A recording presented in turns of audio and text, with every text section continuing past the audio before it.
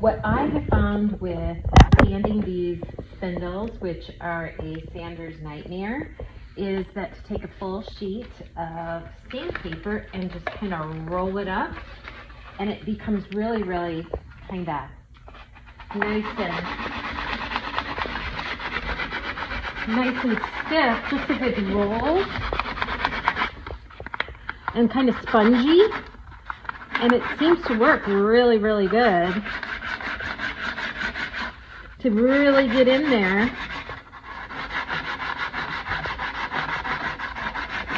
and sand.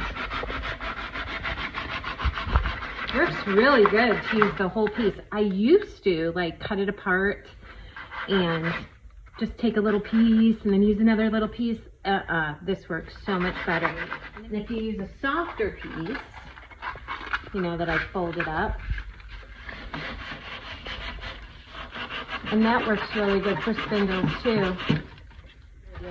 But use the whole sheet and hold it up several times, make it nice and stiff, and it works great. And I'll have this spindle done in no time. Yay! I used to hate sanding.